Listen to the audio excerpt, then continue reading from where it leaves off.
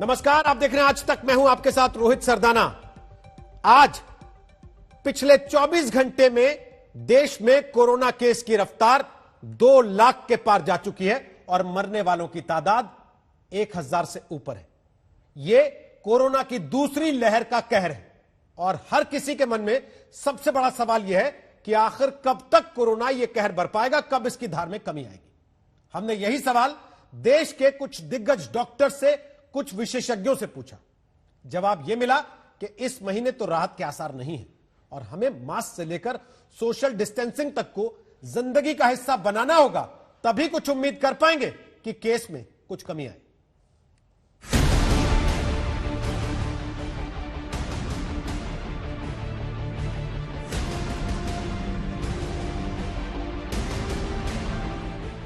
भारत में कोरोना के मामले 2 लाख का डराने वाला आंकड़ा पार कर गए हैं।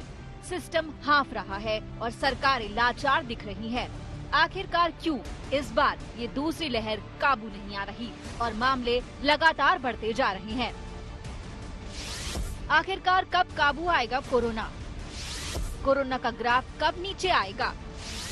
कोरोना की धार और मार कब काबू आएगी?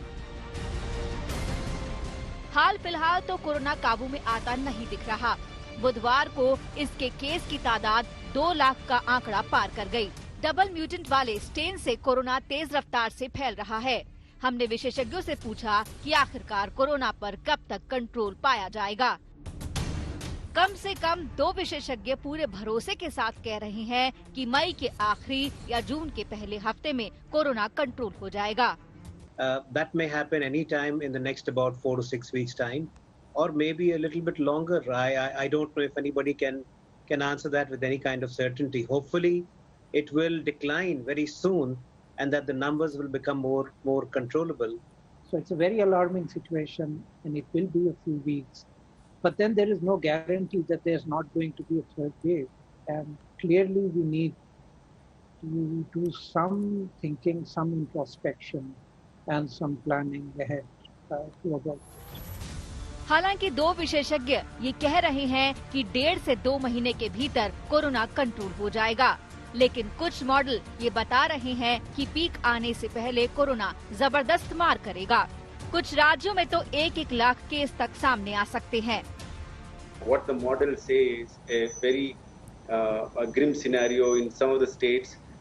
Both Uttar Pradesh and Bihar have a reproductive number of 2.8, 2 and 3 as of now, which means that each person is spreading to 3 more people, which means that the cases are only going to increase in the future, not currently they might be not having that many cases. असल में corona इस वजह से बेकाबू हो रहा है क्योंकि इसके सैकड़ों वेरिएंट सक्रिय हैं। इसकी वजह से ये जांच रिपोर्ट से भी पकड़ नहीं आ रहा। आप चौंक जाएंगे, लेकिन हकीकत ये है कि 5000 से ज्यादा वेरिएंट सक्रिय हैं। The virus has mutated. India started with 1 or 2 variants when we started sequencing early in the month of January. Now we have double mutants, triple mutants, and in fact there are about 5000 mutant variants of this. Corona काबू कैसे आएगा, इस पर हमने expert से पूछा। राय ये उभरी कि फिलहाल हमें जिंदगी का अंदाजा बदलना होगा। मास्क से नाता मजबूत करना पड़ेगा, सोशल डिस्टेंसिंग का भी पालन करना होगा, साफ सफाई का ज्यादा ध्यान रखना होगा। लॉकडाउन भी तभी फायदेमंद होगा जब जिंदगी के तौर तरीके बदलेंगे। अगर ऐसा नहीं किया तो कोरोना को काबू करना मुश्किल हो जाएगा। आज तक ब्यूरो। तो आपको बता दें कि हमारे साथ 3 मेहमान इस चर्चा में मौजूद रहेंगे। हमारे साथ डॉक्टर गौतम बंसाली आ चुके हैं, general medicine and infectious diseases specialist हैं बॉम्बे हॉस्पिटल के और सदस्य हैं महाराष्ट्र कोविड टास्क फोर्स के। कल भी आपने डॉक्टर गौतम बंसाली को इसी कार्यक्रम में आज तक पर सुना। हमारे साथ डॉक्टर ओम श्रीवास्तव होंगे जो कि डायरेक्टर है जसलोक हॉस्पिटल में डिपार्टमेंट फॉर इन्फेक्शियस डिजीजेस और मेंबर है महाराष्ट्र कोविड-19 टास्क फोर्स के वो भी। और हमारे साथ पद्मश्री डॉक्टर पद्मा श्रीवास्तव होंगे जो कि चीफ न्यूरोसाइंस है, चीफ है न्यूरोसाइंस सेंटर एम्स के। तीनों से हम बात करेंगे। डॉक्टर गौतम बंसाली, जिस रफ्तार से केसेस बढ़ रहे हैं, आज का आंकड़ा पिछले 24 घंटे में देश का 2 लाख से पार है। क्या अभी तक कोई ये समझ पाया कि ये कौन सा म्यूटेंट है ये भारत में जो नया म्यूटेंट आ गया ये अलग किस्म का है, इसकी विशेषता क्या है, इसको पहचानना क्यों मुश्किल है?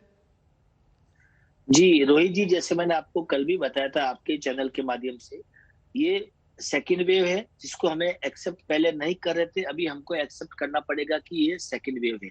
यस, थोड़ा ज्यादा डेंजरस है, पहले हमें लग रहा था कि इन्फेक्शियस ज्यादा है बट शायद इतना लाइफ सेटिंग नहीं होगा, लेकिन अब जब तक जो रिजल्ट आ रहे हैं, जिस तरह के पेशेंट जो हम लोग डे टू डे देख रहे हैं, एक तो यंग पेशेंट में ये बहुत ज्यादा हो रहा है, यंग पेशेंट बहुत जल्दी हैप्पी हाइपोक्सिया में जा रहा है, सडनली ऑक्सीजन रिक्वायरमेंट बढ़ रही है और बहुत ही जानलेवा साबित हो रहा है ये वाला वायरस का म्यूटेशंस डेफिनेटली हुआ है। वो जीनोमिक सीक्वेंस वगैरह के लिए हमने एनआईवी पूना में सब टेस्टिंग वगैरह भी भेजा है, बट जिस तरह का वायरस का ये रोल दिख रहा है उसे लग रहा है कि म्यूटेशन से डिफरेंट टाइप के म्यूटेंट वगैरह हुए इसके अंदर, लेकिन ट्रीटमेंट जो प्रोटोकॉल वगैरह है वो जो पहले था उस टाइप का ट्रीटमेंट प्रोटोकॉल है।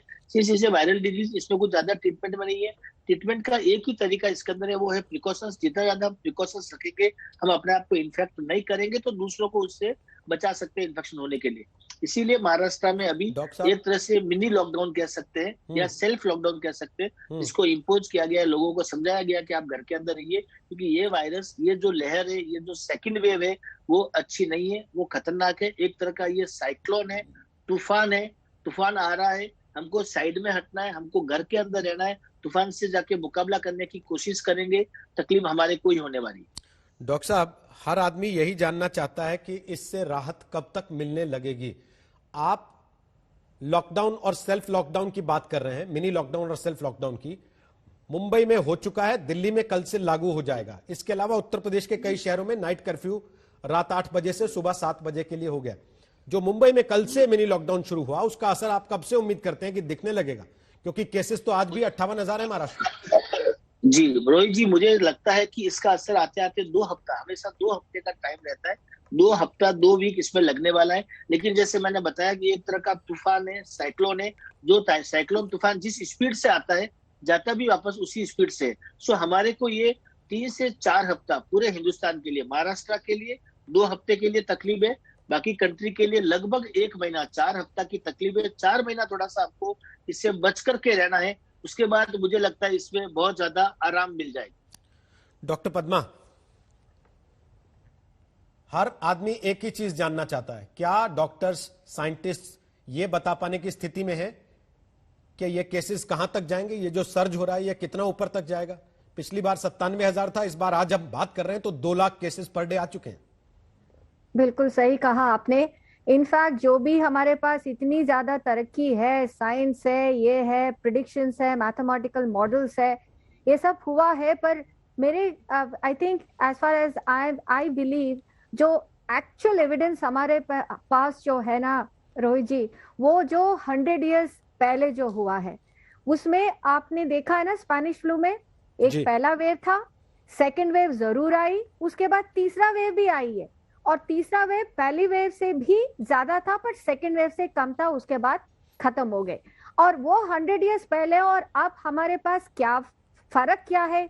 एक है वैक्सीन और दूसरा है कि जो मेडिकल टेक्नोलॉजी बढ़ गया है, जैसे we deal with critically care, critical ill patients जैसे हम करते हैं, वो अच्छी तरफ उसमें एडवांस आई है।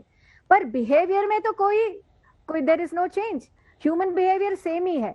तो इस तरह से हम देखें तो second wave was probably predicted from day 1, वो आ गया, वो पहले से स्टीप होगा तो वो भी पता है, तो पहले से हमारे जो पॉपुलेशन बढ़ी है, देयरफॉर केसेस तो बढ़ता ही है। अभी जो मॉडल्स प्रेडिक्ट कर रहे हैं कि मई में ये पीक होगा और मई एंड तक धीरे धीरे ठीक होगा। अब वो सम प्रेडिक्शन मॉडल्स ये भी कहा है कि महाराष्ट्र में it's almost coming to a peak and it will slowly settle down after some time, but वो sometime क्या है is probably unpredictable because पहले वाले prediction models कोई भी सच नहीं निकला।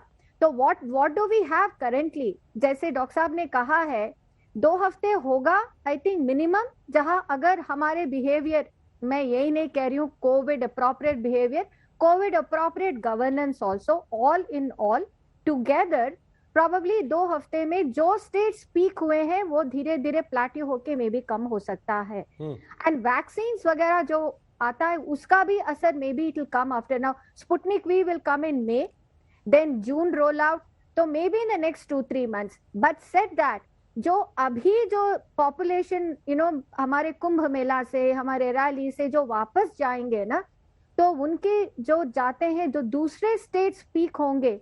तो अगर हम सारा हिंदुस्तान देखें तो नंबर्स तो अभी कम तो नहीं हो पाएगा, but state wise, region wise peak होके कम होते जाएंगे। आई थिंक मेट्रोस में जो है, दिल्ली तो अभी बढ़ेगा सर, वो तो सबको पता ही है, it's not a rocket science to know. Padma ji कि महाराष्ट्र में आपने कहा एक तरीके से पीक आ चुका है लगभग, और अब वो सेटल डाउन हो रहा है, लेकिन दिल्ली में एक्सपर्ट्स आर सेइंग, तो मैं तो कोविड पंडित नहीं हूँ, but this is what the most of the models are telling us.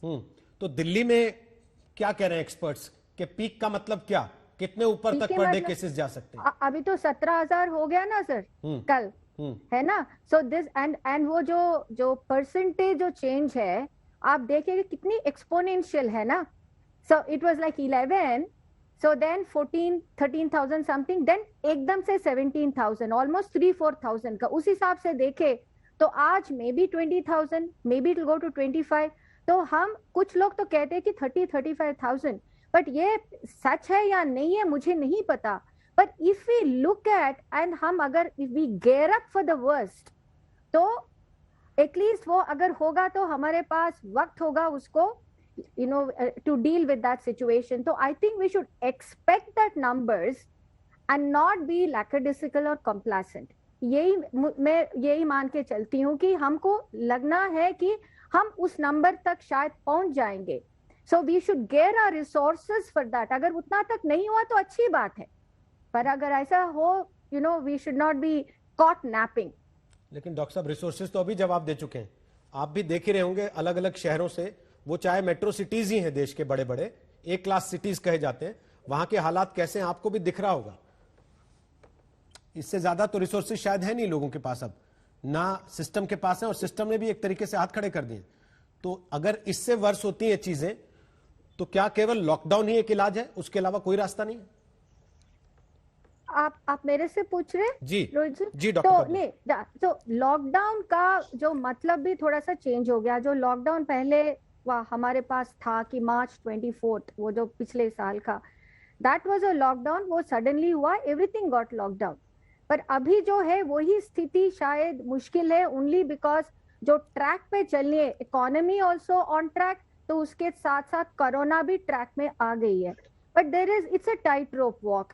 So said that अभी I think as far as like as a common man, मैं with common sense I am just telling you कि जो सुविधाएं हमारे पास है वो optimal resources में देखा जाए तो फिर भी हो सकता है, क्योंकि इन्फेक्शंस जो अगर हमारे पास रेट पे है अभी भी कुछ इन मोस्ट ऑफ द इलाके में मोर्टेलिटी रेट अभी भी 2% से कम है। उस हिसाब से क्योंकि नंबर्स बहुत ज्यादा है, we have lot of people requiring ventilators. But अगर हमारा क्राउडिंग उतना ज्यादा नहीं होता थी, हर पर्सन जाके जैसे प्रॉब्लम हुआ जाके भर्ती ना हो। सेकंड, ये होर्डिंग हो रहा है ना, जो मेडिसिन का होर्ड होते हैं, there are lot of funny reports that we are hearing कि वैक्सीन गायब हो रहा है। This kind of a behaviour नहीं हो, जो ह्यूमन नेचर समटाइम्स आ जाते हैं। ऑप्टिमल रिसोर्सेस, उसी में गवर्नेंस आ जाना चाहिए।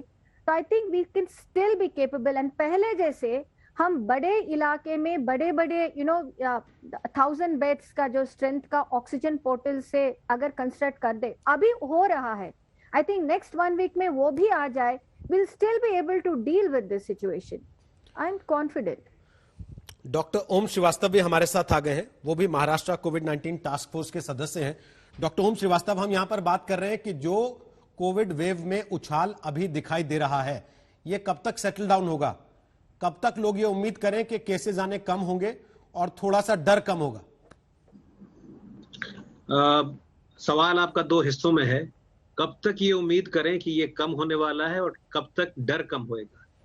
देखिए, इसमें कब तक कम होएगा वो तो उसके बहुत सारे रीजंस हैं, और बहुत सारे रीजंस में जो इस समय जो कुंभ मेला है, जो इलेक्शन रैलीज हैं, जो स्टेट्स इलेक्शंस के लिए जाने वाले हैं, उन सब में जितनी क्राउडिंग हो रही है, उन सब का कॉन्सिक्वेंस तो हम लोग शायद देखने वाले हैं। आप देखिए जो फार्मर्स रैली हुई थी, उसके बाद जो नंबर्स दिल्ली, पंजाब में उन जगहों में नजर आए, ये सारा परिणाम था जो अनकंट्रोल्ड क्राउड जो सारे समय एक जगह पर इकट्ठा बना रहा। ये अगर हम लोग ये बंद नहीं करेंगे तो आप लॉकडाउन आप थोड़ी देर के लिए कर लें, लेकिन ये परमानेंट सोल्यूशन तो नहीं होने वाला है। ये कम होने के लिए हम लोगों को खुद सबसे पहले अपने तरीके, अपने रवैये बदलने पड़ेंगे।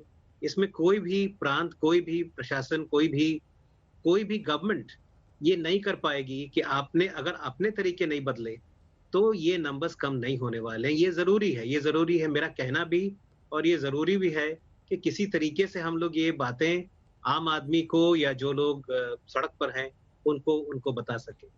डर के लिए जो आपका सवाल है, उसमें डर में देखिए, आप डर इसलिए रहे हैं क्योंकि आपको लगता है कि अस्पताल के बेड्स कम हैं या वेंटिलेटर्स नहीं है या रेमडेसिविर नहीं है, जो भी आपके मन में जो भी बात है। इसमें सबसे जरूरी बात यह है कि जो बीमारी है वो करीब अगर जो 100 लोग बीमार होते हैं तो उसमें करीब एक 85-90 लोग उनको मालूम भी नहीं पड़ेगा कि इन्फेक्शन हुआ है। ये जो आखिर के 10 लोग या इवन आखिर के जो 5 लोग हैं जिनकी बीमारी बढ़ जाती है, जिनको ये जरूरत पड़ती है कि ऑक्सीजन की जरूरत पड़े या आईसीयू की या वेंटिलेटर की, इसमें ये दिक्कत आती है। इसलिए जो ज्यादा से ज्यादा वास्ट मेजॉरिटी उनको तो हॉस्पिटलाइज करने की जरूरत भी नहीं पड़ेगी। उसके लिए घर पे या कोविड केयर सेंटर्स, इन सब जगहों पे इलाज हो सकता है और बड़े आराम से इलाज हो सकता है, और रिकवरी भी ऐसी हो सकती है कि आपको हॉस्पिटल जाने की जरूरत ना पड़े। ये दोनों चीजों का जो अप्रोच है, मेरे ख्याल से हम लोगों को एक बार दोबारा सोचने की जरूरत है। एक बार हम लोगों को दोबारा अपने तरीकों पर एक बार गौर करने की जरूरत है। जब तक वो नहीं करेंगे हम लोग, तब तक ये जो किस्सा है ये बार बार हम लोग के जीवन में आने वाला है, आते रहेगा। डॉक्टर साहब, गिवन के उत्तराखंड की सरकार ने साफ तौर पे आज कह दिया है कुंभ तो चलेगा और 30 अप्रैल तक होना है, 30 अप्रैल तक रहेगा। चुनाव आयोग एक मीटिंग करने वाला है कल, उसको लेके उम्मीद की जा रही है कि बंगाल के इलेक्शंस पर वो कोई कॉल ले, शायद रैलीज को लेके कुछ कर्ब किया जाए। लेकिन अगर हम ये मान लें कि चुनाव भी ऐसे ही चलेगा जैसे अभी चल रहा है, और कुंभ भी ऐसे ही चलेगा जैसे अभी चल रहा है, और फार्मर प्रोटेस्ट भी ऐसे ही चलेगा जैसे अभी चल रहा है, तो क्या आपको कोई अनुमान, कोई अध्ययन ऐसा दिखता है जिसके आधार पर यह कहा जा सके कि कब तक परिस्थितियां कंट्रोल में आएंगी? तो अगर जो ये जितनी रोग की हम लोग बात कर चुके हैं, अगर परिस्थिति चेंज होने वाली होती तो मेरे ख्याल से अब से लेके एक 4-6 हफ्ते में, 8 हफ्ते में, शायद 2 महीने के अंदर परिस्थिति चेंज हो जाती। लेकिन अगर ये तरीका चलता रहा तो शायद 2 महीने से ज्यादा लगेगा। कितना ज्यादा लगेगा ये तो कहना मुश्किल है। सेकेंड वेव आप हिस्टोरिकली देखिए, जब से एपिडेमिक्स की हिस्ट्री है, सेकेंड वेव तो फर्स्ट वेव से हमेशा ही ज्यादा घातक रहा है, कम तो नहीं रहा है। तो अगर जो ये बढ़ता रहा, चलता रहा, तो शायद बजाय इसके कि 2 महीने में खत्म हो जाए, उसको शायद और कई महीने लगे। मगर ये हमारे हाथ में है, ये हम लोगों के हाथ में है कि हम लोग अपना तरीका, जैसे मैं बार बार कह रहा हूँ, ये कोई सरकार सारे देश के लिए, सारे प्रांत के लिए, सारे डिस्ट्रिक्ट, सारे शहर के लिए, कोई भी सरकार कोई ऐसा नियम नहीं बना सकती जिसमें सारी चीजें एक साथ इकट्ठा की जा सकें, जिसमें इंडिविजुअल का कोई रोल नहीं हो या कोई रोल ऐसा हो जो उनको बहुत कम मेहनत करने की जरूरत पड़े। सबसे ज्यादा मेहनत करने की जरूरत कम्युनिटी को है, इंडिविजुअल को। तो कितना समय लगेगा ये कहना जरा मुश्किल है, लेकिन अगर ये तरीके न बदले तो मेरे ख्याल से बहुत समय लगने वाला है। डॉक्टर गौतम बंसाली, आप इस अनुमान से सहमत हैं कि हर राज्य में हो सकता है हर दिन 1-1 लाख केस आने लगे?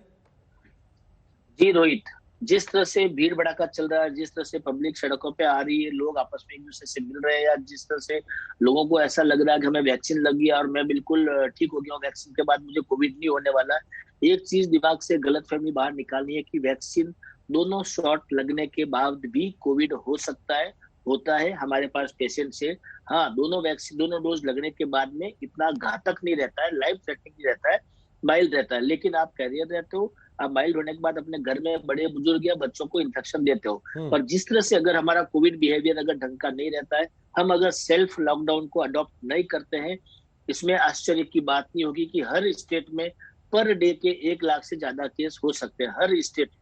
पर डे के 1 लाख के ऊपर केस। डॉक्टर साहब, आपकी बातों से डर लग सकता है लोगों को, और लेकिन इसको अगर चेतावनी की तरह ले, इसको अगर एक वार्निंग बेल की तरह ले, तो ये आने वाले दिन के लिए एक बेहतर रास्ते की दिशा दिखाने वाली बात हो सकती। छत्तीसगढ़ जैसा छोटा सा राज्य भी कोरोना से बुरी तरह प्रभावित है। बिहार में इलाज नहीं मिलने पर अस्पतालों में हंगामा हो रहा है। दक्षिण के राज्यों में भी कोरोना की चाल काफी तेज है। जिन छोटे सूबों पर कोरोना ने विकराल वार किया है, उनमें छत्तीसगढ़ सबसे आगे है। हालात इतने बिगड़े कि अस्पताल में बेड कम पड़ गए। इस स्टेडियम को टेम्पररी अस्पताल में तब्दील करना पड़ा ताकि बढ़ते मरीजों को यहाँ शिफ्ट किया जा सके।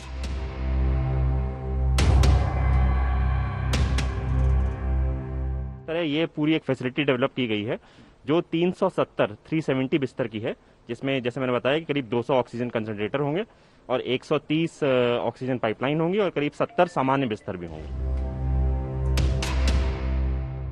छत्तीसगढ़ में लगातार केस बढ़ रहे हैं। जरा 3 दिन के आंकड़ों पर नजर डालिए। 12 अप्रैल को 13,576 केस आए। 13 अप्रैल को तादाद 15,000 पार कर गई और 14 अप्रैल यानी बुधवार को तादाद रही 14,250। बिहार में भी हालात खराब हैं। भागलपुर में इलाज के दौरान मौत पर लोग बवाल कर रहे हैं। लोगों ने जमकर आईसीयू में तोड़फोड़ की।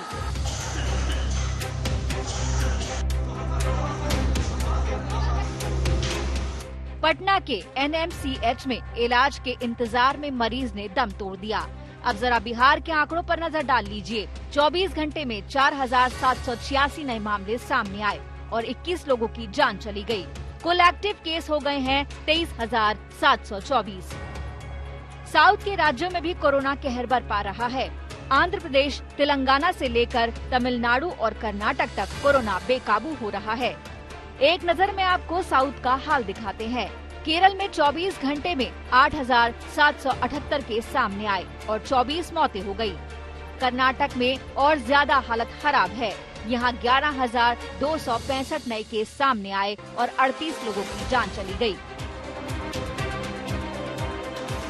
हालात हर तरफ खराब हैं। अब दरकार है ठोस उपायों की, तभी जिंदगी की जंग जीती जा सकती है। आज तक ब्यूरो। करीब करीब देश के हर राज्य में हालात बेकाबू हो रहे हैं। अस्पतालों में जगह नहीं बची। जो लोग इलाज के बगैर दम तोड़ रहे हैं, उनके अंतिम संस्कार के लिए शमशान घाटों पर जगह नहीं मिल रही। ऐसे हालात को बयां करती लखनऊ से दिल दहलाने वाली तस्वीरें आई हैं। शमशान बने शहर की ऐसी दिल दहला देने वाली तस्वीर पहले शायद ही किसी ने देखी है। 1-2 नहीं, कम से कम 2 दर्जन चिताएं एक साथ दहक रही हैं। कोरोना के कहर का ये भयानक चेहरा दिखा उत्तर प्रदेश की राजधानी लखनऊ में, जहां बैकुंठ घाट में चिताओं के लिए जगह कम पड़ गई। ये वीडियो शमशान के दूसरी तरफ मौजूद बस्ती में एक मकान की छत से बनाया गया है। आज ही लखनऊ से एक और बेचैन कर देने वाली तस्वीर आई। कोरोना संक्रमित बुजुर्ग पिता को लेकर एक परिवार पूरे शहर में भटकता रहा, लेकिन किसी अस्पताल में दाखिला नहीं मिला और इसी हाल में उन्हें वापस घर ले जाना पड़ा। ये तमाम तस्वीरें यूपी में कोरोना के कहर की हकीकत हैं। उत्तर प्रदेश में 24 घंटे में 20,000 से ज्यादा नए मरीज दर्ज हुए हैं, जबकि 68 मरीजों की कोरोना से मौत हो गई। सिर्फ लखनऊ में 24 घंटे में 5,433 मरीज मिले। उत्तर प्रदेश में बचाव पक्ष से लेकर टेस्टिंग से लेकर और इलाज तक हर कदम के ऊपर, हर स्तर पर हम पूरी सतर्कता के साथ निगाह बनाए हुए हैं। लखनऊ के सिविल अस्पताल में कोरोना टेस्ट के लिए उमड़ी भीड़ बता रही है कि सरकार के इंतजाम नाकाफी हैं। इस तरह की अजीब अजीब चीजें जो सरकार जिस तरह के रूल्स बना रही है, जिससे लोगों पर और भी एक्चुअली दुगना आक्रमण है। ऐसे हालात में आज यूपी के 18 जिलों में पंचायत चुनाव की वोटिंग हो रही है। मतदान केंद्रों में उमड़ने वाली भीड़ वायरस को कहां-कहां फैलाएगी, किसी को कोई अंदाजा नहीं। लखनऊ से आशीष श्रीवास्तव और अभिषेक मिश्रा के साथ आज तक ब्यूरो। यूपी में कोरोना का संक्रमण बहुत तेजी से फैल रहा है। लखनऊ में हालात बेहद खराब हो गए। टेस्टिंग से लेकर बिस्तर तक लोगों को इंतजाम के लाले पड़ गए।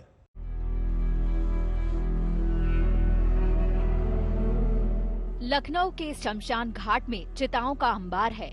एक साथ इतने दाह संस्कार देखकर किसका दिल न दहल जाए, किसके होश न उड़ जाएं।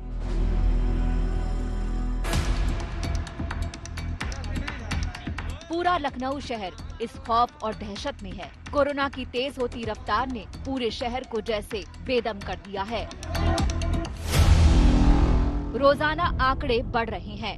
अस्पतालों में बिस्तरों का टोटा हो गया है। दवाई और इलाज के अभाव में लोग दर दर भटक रहे हैं। यहाँ तक कि टेस्टिंग के लाले पड़ रहे हैं। सिविल अस्पताल से लोहिया अस्पताल तक हर टेस्टिंग सेंटर पर लोगों की बेतहाशा भीड़ है।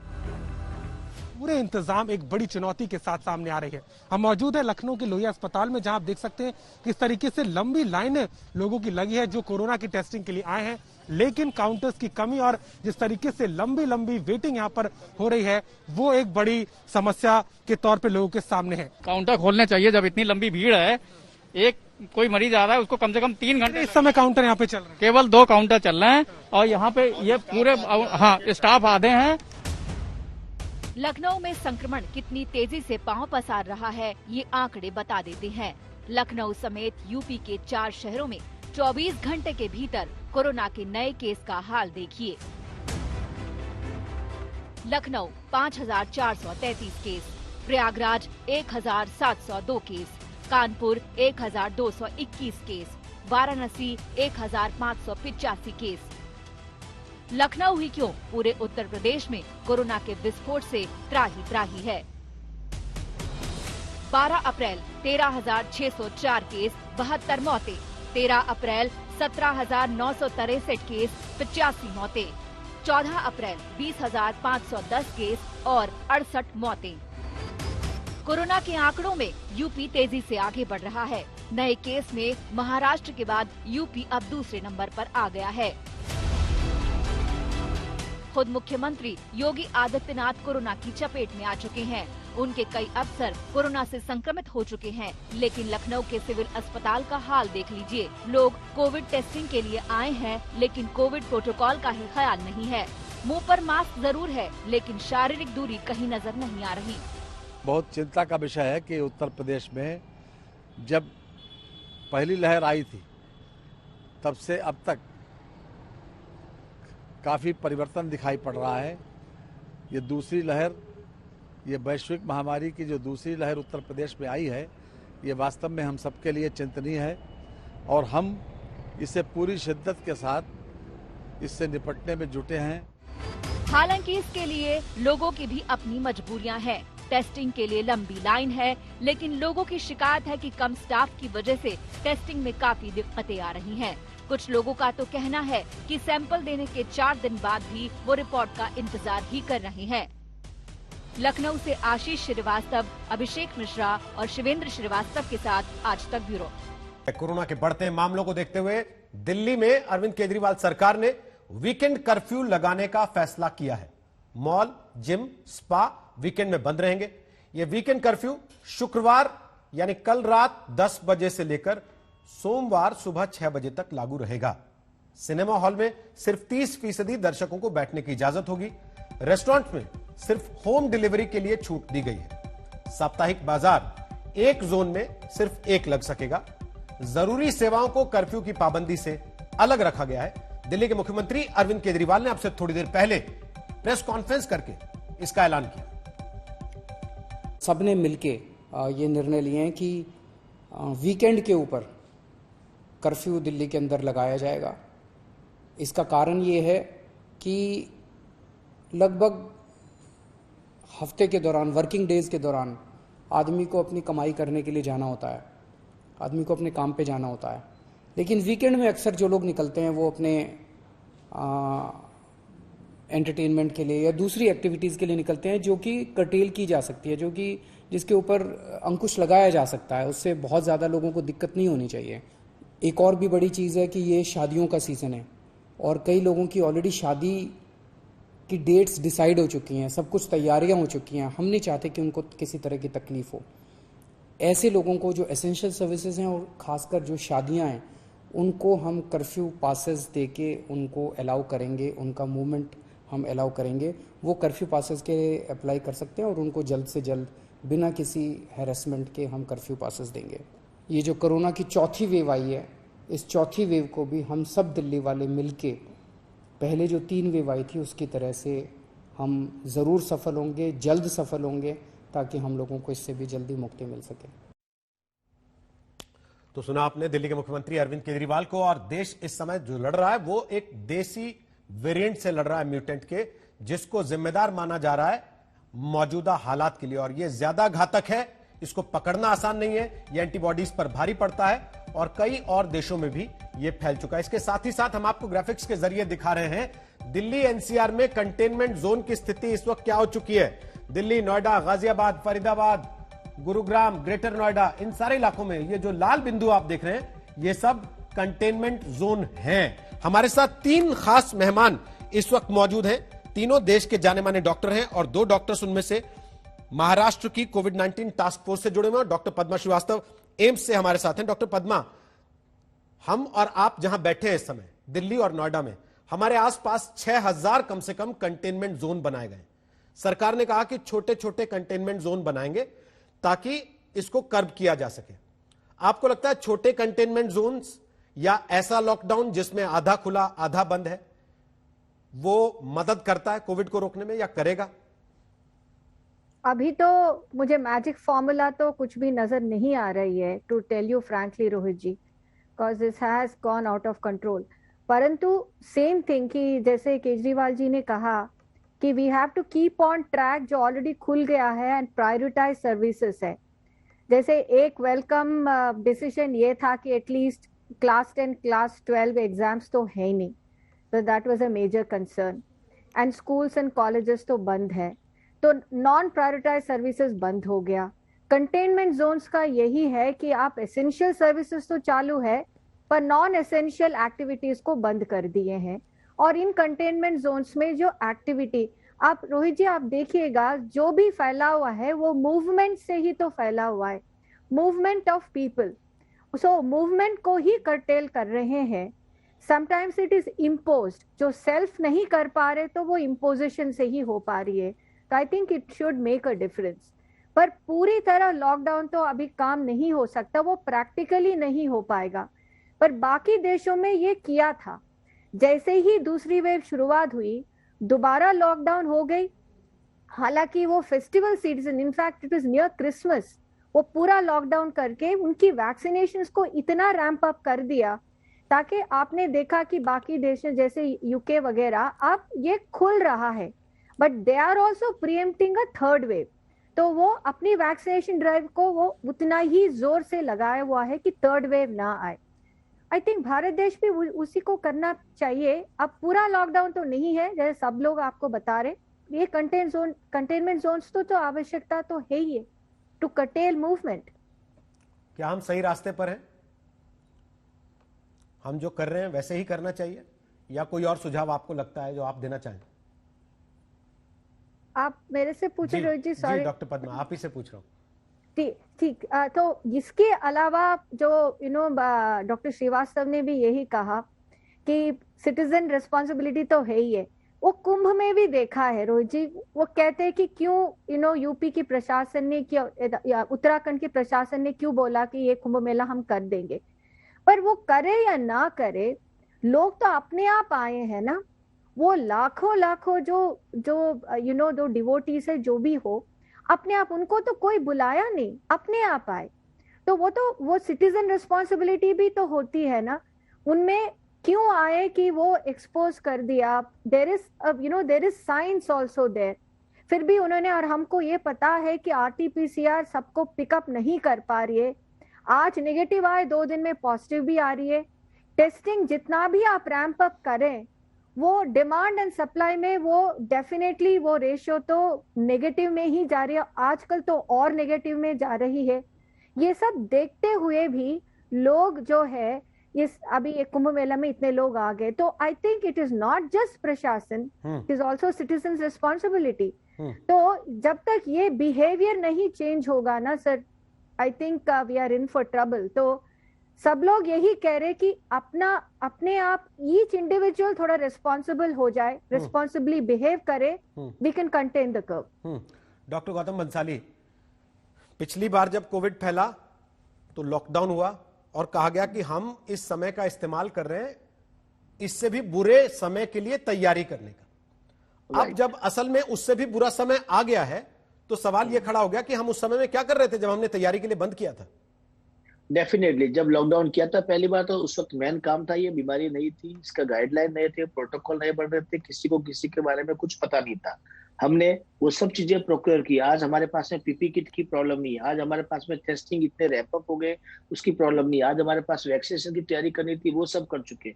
आज हमारे हेल्थ इंफ्रास्ट्रक्चर रेडी करना था, एंट्री गेट अलग होता है, एग्जिट गेट अलग होता है, डॉक्टर को पीपी किट कैसे पहनना, नर्सेस को कैसे पहनना, ड्यूटी कैसे करना, नेगेटिव कैसे करना, वो सब चीजें रेडी की गई है। आज हमारे पास पेशेंट आता है तो डायग्नोज होके आता है, तो क्या ट्रीटमेंट प्रोटोकॉल है वो सारा रेडी है। आज हर इंडिविजुअल पेशेंट को पता है कि ऑक्सीजन सैचुरेशन लेवल क्या है, ये कोविड से पहले कभी किसी को पता नहीं था। तो तैयारियां डेफिनेटली बहुत हुई है। यस, केसेस बहुत ज्यादा मात्रा में बढ़ गए, इसीलिए हम लोग चेन ऑफ ट्रांसमिशन को रोकने के लिए ही ये बोल रहे हैं कि सेल्फ लॉकडाउन करो, खुद पे कंट्रोल करो, चेन ऑफ ट्रांसमिशन को हमको रोकना है। ये अगर नहीं रोकेंगे तो हम तकलीफ में आएंगे। और आज भी हमारे पास बेड की कमी नहीं है, बेड वगैरह सब अवेलेबल है, हॉस्पिटल में है, भीड़ भाड़ है, थोड़ा एक वेटिंग थोड़ी बहुत हो जाती है, या वेटिंग जिसे ज्यादा कहिए कि चॉइस का जो हॉस्पिटल है वो नहीं मिल पाता, लेकिन ऑक्सीजनेटेड बेड की कमी नहीं है मुंबई के अंदर। आज हमने एक नया डिसीजन लिया कि स्टेप डाउन होटल्स हमने लेना शुरू कर दिया मुंबई के अंदर। जैसे हमने बॉम्बे हॉस्पिटल ने हमारे पास के 3-4 होटल्स को लिया, स्टेप डाउन होटल। तो पेशेंट जो ठीक हो रहे हैं, कंफर्टेबल है, विदाउट ऑक्सीजन हो गए, हम उनको यहाँ से निकाल करके होटल में रख देवे और वहां पे ऑक्सीजनेटेड बेड पे दूसरे पेशेंट को ले जिसको बेड की जरूरत है। तो व्यवस्था सारी है, अरेंजमेंट सारा है, ट्रीटमेंट प्रोटोकॉल है, बट हम चाहते हैं कि केसेस कम होए। डॉक्टर्स की कमी है, नर्सेस की कमी है, दिन में या 1 साल में 2 साल में पैदा नहीं किया जा सकता। इसको रोकना पड़ेगा। वायरस को रोकने का तरीका चेन ऑफ ट्रांसमिशन को रोके, चाहे वो लॉकडाउन से करे, मिनी लॉकडाउन से करे या सेल्फ लॉकडाउन से करे। ठीक, डॉक्टर श्रीवास्तव लास्ट कमेंट जी, कोई सुझाव आप देना चाहें? जो कर रहे हैं वही सब करते रहें, वही तरीका है, या इसके अलावा भी कुछ हो सकता है? देखिए, तरीके में यूं होता है कि जब आपके सामने इतना बड़ा प्रॉब्लम खड़ा रहता है तो आपको अपने रिसोर्सेज हर रोज देखने की जरूरत पड़ती है कि इसमें और क्या किया जा सकता है। जो पेशेंट वॉल्यूम्स हैं ये हमेशा तो ऐसे नहीं रहने वाले, ये शायद थोड़े बढ़ भी जाएं, थोड़े कम भी हो जाएं। जैसे गौतम ने, डॉक्टर बंसाली ने अभी बताया कि हॉस्पिटल बेड्स की अकेले दिक्कत नहीं है, दिक्कत है कि उस हॉस्पिटल बेड में जो रेसिडेंट डॉक्टर है, जो कंसल्टेंट है, जो नर्सिंग स्टाफ है, जो पैरामेडिकल स्टाफ है, ये सब लोग एक स्टेज पे ऐसे आ गए हैं जिसमें अब ये खुल के बोलते हैं कि अब हम लोग ऊब गए हैं, हम लोग थक गए हैं, हम लोग से अब ये शायद बहुत दिन नहीं हो पाएगा। इसके लिए हम लोग क्या तैयारी कर रहे हैं वो जरूरी है देखना। कहीं ऐसा हुआ कि कोविड का ये सेकंड वेव समझिए और 2 या 3 महीने चला, तो इन लोगों को, जो लोग फ्रंटलाइन है, हम लोग के अलावा जो लोग रेसिडेंट डॉक्टर्स हैं, उनकी जिनकी मैंने अभी जिक्र किया, इन लोगों के लिए इनके रिहैबिलिटेशन, इनके मेंटल स्ट्रेंथनिंग, इनके फिजिकल स्ट्रेंथनिंग के लिए हम लोग क्या कर रहे हैं। इसके अलावा वैक्सीन की जो चीजें हैं, जो कुवत है, उस पर बहुत ध्यान देने की जरूरत है जी। आइसोलेशन और सेल्फ डिसिप्लिन के बारे में मैं ऑलरेडी बोल चुका हूँ जी। और इसके साथ हम लोगों को अपने ऑडिट करने की जरूरत है कि हम लोगों के किस प्रांत में सबसे ज्यादा वॉल्यूम्स हैं और जो बाकी प्रांतों ने जिन्होंने काम किया है, जो सक्सेसफुल, जिनका रिजल्ट आउटकम हो चुका है, उनसे हम लोग क्या सीख सकते हैं। ये सारी चीजें करते रहने की जरूरत है और ये ऑडिट्स और ये प्रिपरेशन, ये हर दिन हम लोगों को देखने की जरूरत है कि इसमें हम लोग और क्या सुधार ला सकते हैं और क्या एडिशन कर सकते हैं, जिसमें पेशेंट्स तो खैर जरूरी है, सबसे जरूरी है, लेकिन जो मेडिकल स्टाफ है उनके लिए हम लोग क्या राहत दे सके, ये बहुत जरूरी है हम लोग को देखना। बहुत बहुत शुक्रिया डॉक्टर साहब आपका, डॉक्टर गौतम बंसाली और डॉक्टर पद्मा, आप तीनों का आज तक पर आने के लिए, हमारे दर्शकों के साथ ये जानकारी साझा करने के लिए। लगातार आज तक की एक कोशिश है कि इस कोविड की दूसरी लहर के कहर में भी हम हर वो जानकारी आप तक पहुंचाते रहें जो इससे लड़ने में आपके लिए, देश के लिए मददगार हो सकती है। क्या वीकेंड कर्फ्यू से रुकेगा कोरोना? दिल्ली में कोरोना की लहर बहुत तेज है, 10 दिन में यहां केस दोगुने हो रहे हैं। दिल्ली ने एक दिन के कोरोना केस में मुंबई और देश के तमाम शहरों को पीछे छोड़ दिया। ऐसे में क्या हफ्ते के 2 दिन की पाबंदी से कोरोना की चेन ब्रेक हो पाएगी? और सभी लोगों से निवेदन किया जाता है कि आप सभी लोग 10 बजे से पहले अपने घरों के अंदर चले जाइए। 2,739,000 ये है देश का आज का कोरोना मीटर। 17,282 ये है दिल्ली का कोरोना मीटर। जहां देश ने एक दिन में पहले इतने कोरोना केस नहीं देखे, उसी तरह राजधानी दिल्ली में भी पहली बार एक दिन में इतनी बड़ी तादाद में कोरोना संक्रमित मरीज सामने आए हैं।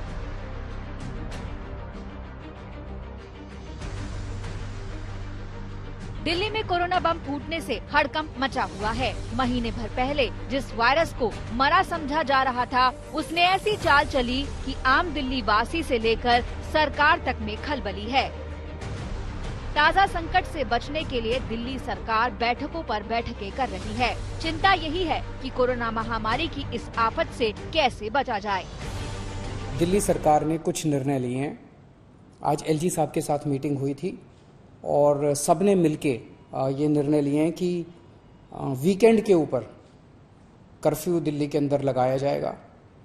इसका कारण ये है कि लगभग हफ्ते के दौरान, वर्किंग डेज के दौरान आदमी को अपनी कमाई करने के लिए जाना होता है, आदमी को अपने काम पे जाना होता है।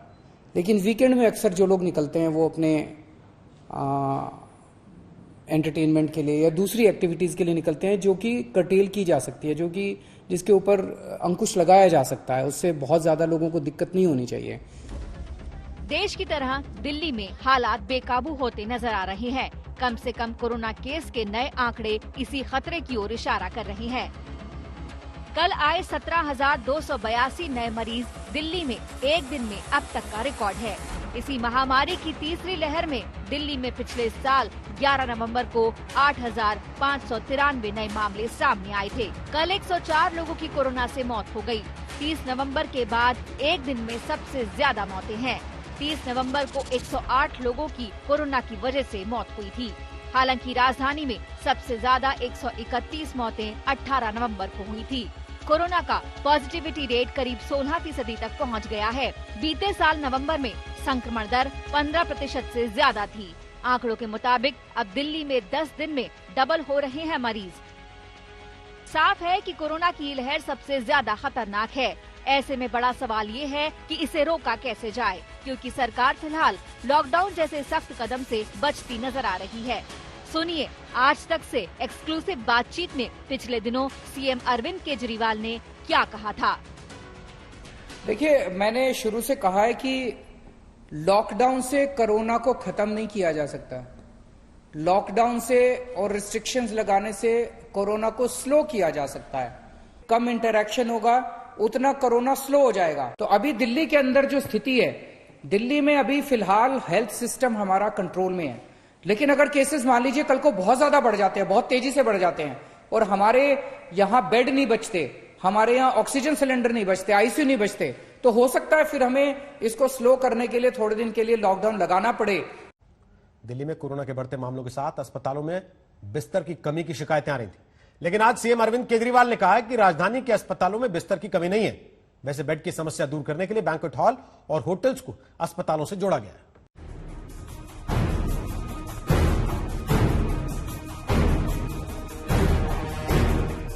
ये कवायद है दिल्ली को कोरोना से बचाने की। ये कोशिश है दिल्ली के कोरोना संक्रमितों को बेहतर सुविधा उपलब्ध कराने की। ये कदम है कोरोना मरीज बढ़ने से पैदा हुई अस्पताल में बिस्तरों की समस्या दूर करने की, क्योंकि दिल्ली में कोरोना केस लगातार रफ्तार से बढ़ने लगे हैं। अब सरकार की चिंता पहले से ज्यादा बढ़ गई है। कोरोना से दिल्ली का दम घुट रहा है, सांसें अटकी हुई हैं, लेकिन दिल्ली और दिल्ली वालों की रफ्तार रुक नहीं रही है, ना तो सड़कों पर और न ही कोरोना के मामलों को लेकर के। बुधवार को 17,282 मामले दर्ज हुए हैं, जो कि उससे एक दिन पहले से 13,500 जो मामले आए थे, कहीं लगभग 4,000 ज्यादा हैं। दिल्ली में जरा पिछले 3 दिन के आंकड़ों को देखिए। 12 अप्रैल 11,491 केस, 72 मौतें। 13 अप्रैल 13,468 केस, 81 मौतें। 14 अप्रैल 17,282 केस, 104 मौतें। जाहिर है संक्रमितों की तादाद बढ़ी तो अस्पतालों में बिस्तरों की किल्लत की शिकायतें आने लगी। केजरीवाल सरकार ने इस किल्लत को दूर करने के लिए एक बड़ा कदम उठाया है। 23 बैंकेट हॉल और होटल्स को अस्थायी तौर पर अस्पतालों से जोड़ दिया गया है। यानी ये बैंकेट हॉल अगले आदेश तक सेमी अस्पताल की तरह काम करेंगे। कोरोना मरीजों को यहाँ अस्पताल जैसी सुविधाएं ही मिलेंगी। जैसे इस बैंकेट हॉल को लीजिए, इसे लाल बहादुर शास्त्री अस्पताल से अटैच किया गया है। हम लोग मौजूद हैं LNJP हॉस्पिटल के ठीक सामने, शहनाई बैंक्वेट के बाहर। दिल्ली सरकार ने जिस तरीके से कोविड के केसेस दिल्ली में बढ़ रहे हैं, उसके बाद बेड की कमी ना हो, इसको देखते हुए कई सारे बैंकेट हॉल को हॉस्पिटल से जोड़ दिया है। इसी तरीके से इसी क्रम में शहनाई बैंक्वेट को भी LNJP हॉस्पिटल से जोड़ा गया है। हर बैंकेट हॉल को किसी न किसी हॉस्पिटल से जोड़ा गया है ताकि वहां पर जो मरीज आए उनकी सही ढंग से देखभाल हो सके। आप यहां पर देखिए, बैंक्वेट हॉल के बाहर बाकायदा डॉक्टर्स के लिए अलग अलग जगहों पर सिक्योरिटी के लिए पूरा सिस्टम बनाया गया है। सैनिटाइजर बाहर लगाया गया है।